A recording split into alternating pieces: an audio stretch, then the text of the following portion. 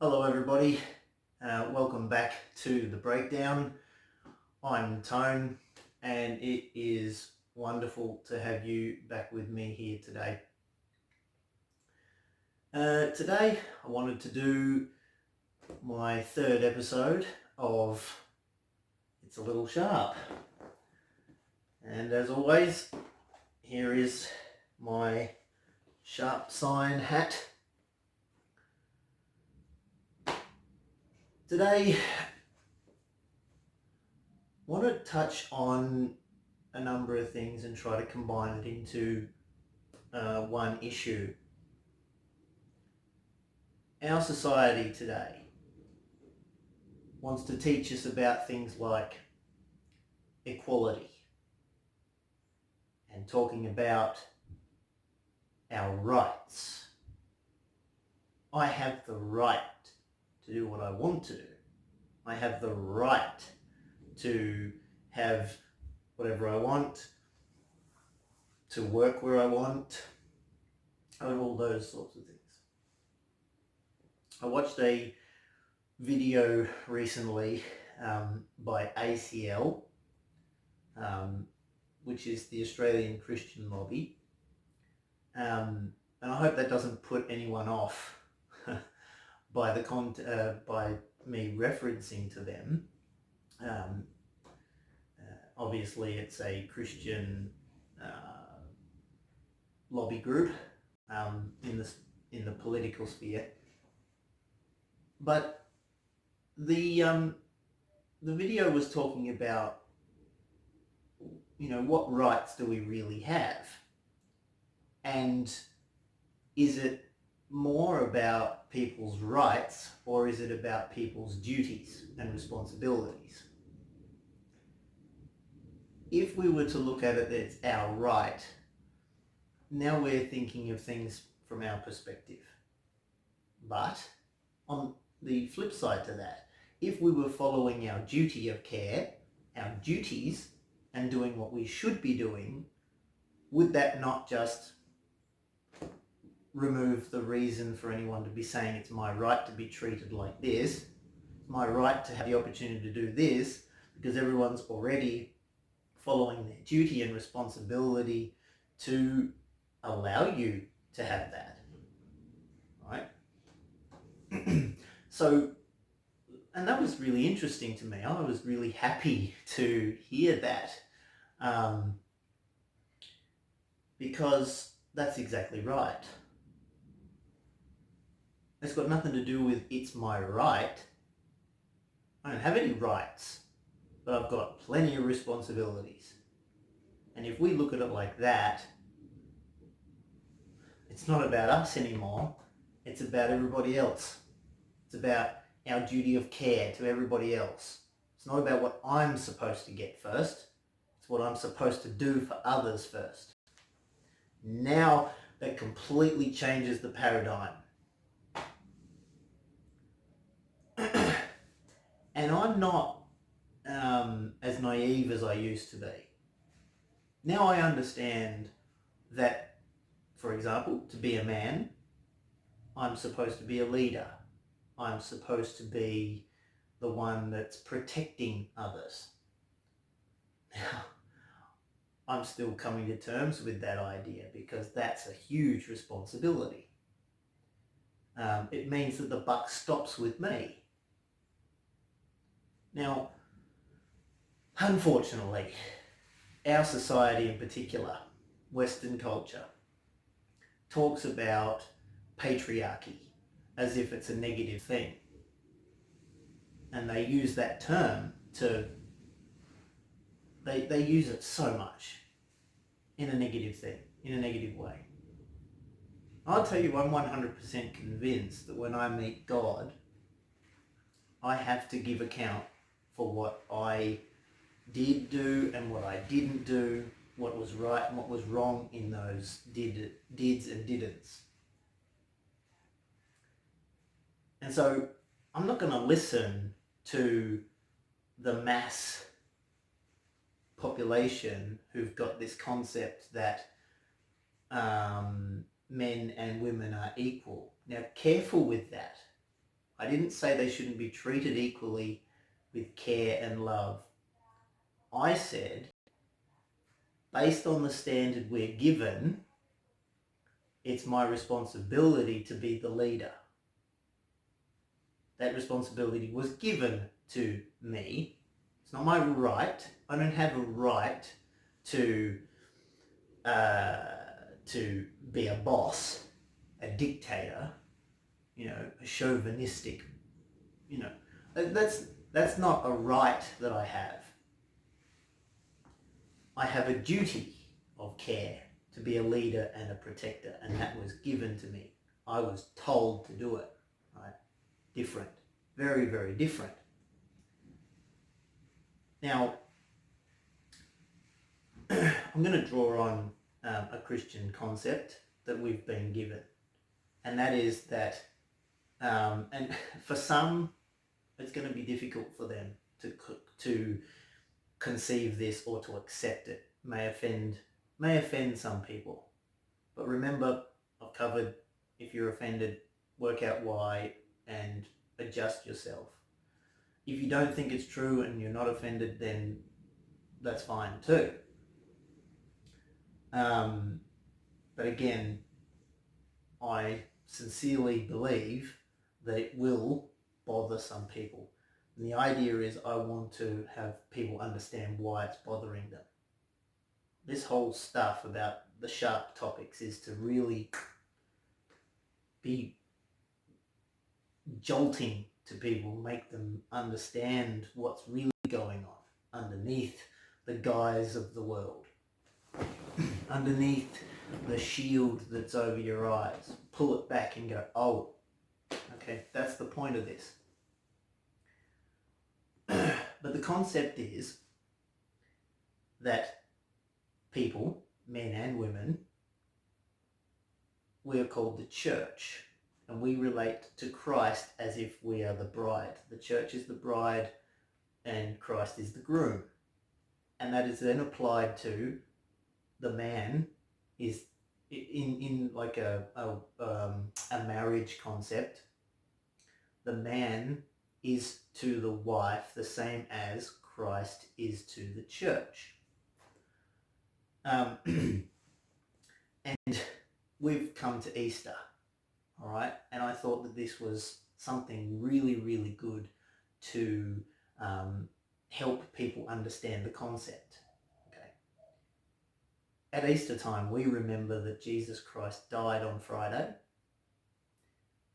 and that he rose again on Sunday. That's Easter. And so the reason that he had to die, or the reason that he knew that he had to die, was because we can't save ourselves. There's nothing we can do to save ourselves from our imperfect selves, from what we've done wrong. So he had to give himself up for his church. That's everybody. Remember, it doesn't matter if you consider it to be a gift. It doesn't matter if you receive that gift. It doesn't stop the gift from being offered to you. Okay? So,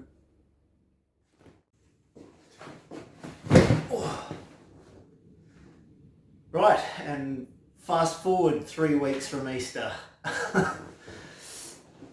I thought I'd better come back and finish this concept, it's a bit sharp. Sorry for the delay. Now what we were talking about was what happened at Easter, relationship between Christ and the church being the same as between a man and a woman. And that concept, I believe, goes beyond marriage relationships. It goes to all men and women relationships. And so what I was talking about, or was going to talk about, was it's a sacrificial leadership.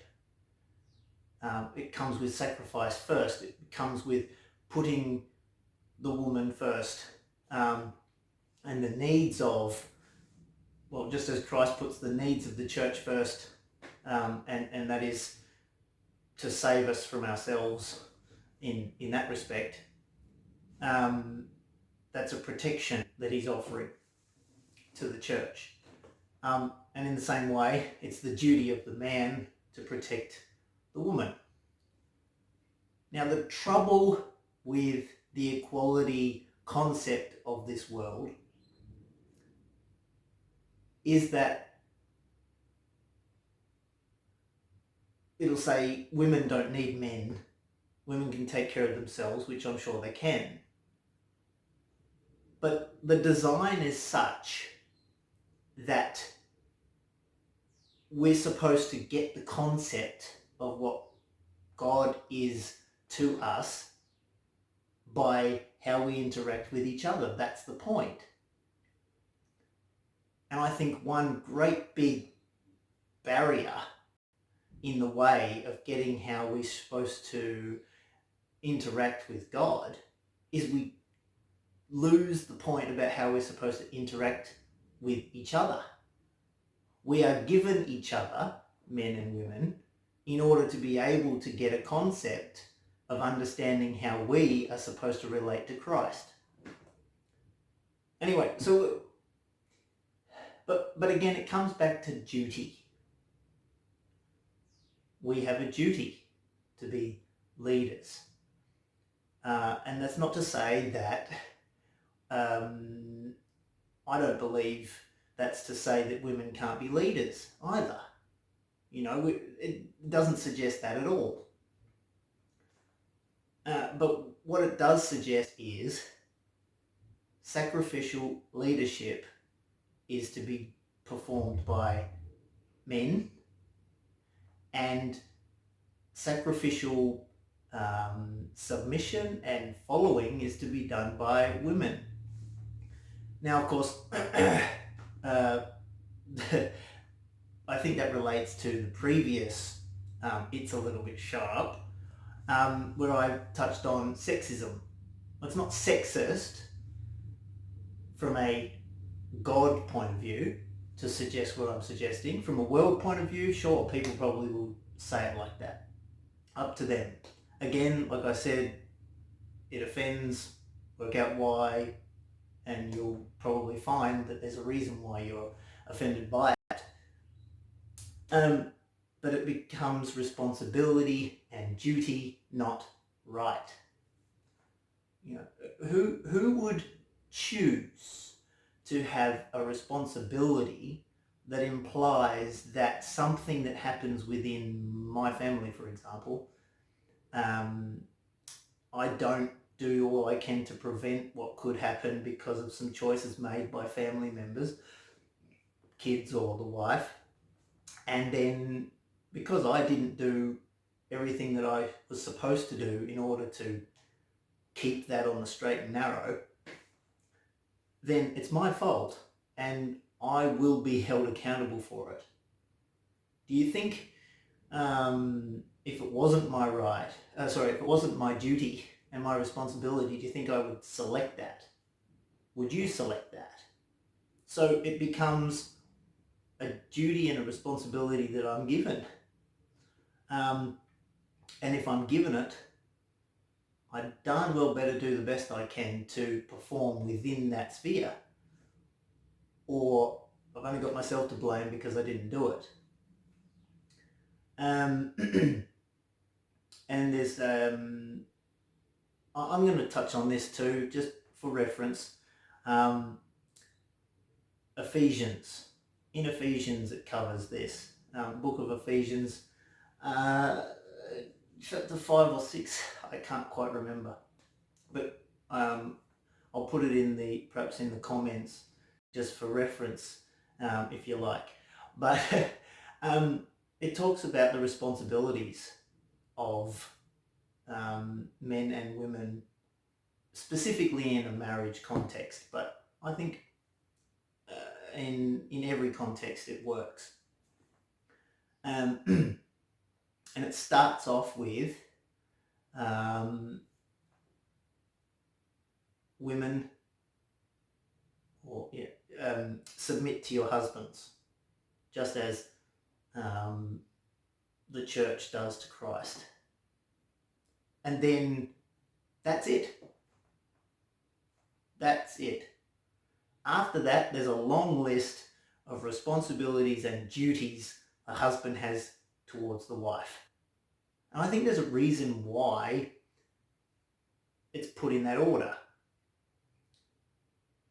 It's to remind us that, probably to help us know who to select if we're talking about marriage also.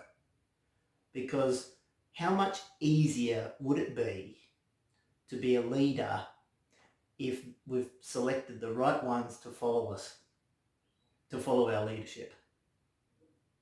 Rebellious nature is not easy to lead. So follow, submit, and then the responsibility then is the leader's responsibility, which is a really long list compared to just one thing for the first party. And now, responsibility and duty. It doesn't speak anything about rights in there. Not once. That's not rights, that's duties and responsibilities, and in that order. And that concept, it's a difficult one for this world. And so, but the leadership and the submission are sacrificial in nature. They're not dogmatic, they're not chauvinistic, it's not a power struggle, and yet that's exactly what this world tries to make it look like by using words like sexism. I mean, yeah, we don't need to go there. It's ridiculous and it's rubbish. Anyway, I wanted to just close out this topic and get it shared to you. And I apologise that it's taken, 3 weeks since Easter or something like that to tidy it up and finish it off. But again, I share this because I want people to understand the concept that will bring freedom to their minds, to your minds. It's actually a freeing exercise to understand this. It's not what the world would have you believe, what the mass media would have you believe by all the stuff they share about equality and all of that. They want it to sound like it's suppression and subjugation. It's not. It's absolutely not. It's a freeing exercise. And once you know what your responsibility and your duties are, then you can step out and live within it. But if you're always fighting because you don't want to accept how it is, then it becomes messy. And just look at the way it's portrayed and you'll see that it's a mess. That's all I wanted to really share with you. And I hope that it's helpful to you. I hope that you can see what I'm trying to share with you. Thank you so much for being with me to watch this. This has been The Breakdown. I'm Tone. Please share and subscribe this video. I hope that it's helpful. And I'll see you in the next videos. Thank you very much. God bless. Bye for now.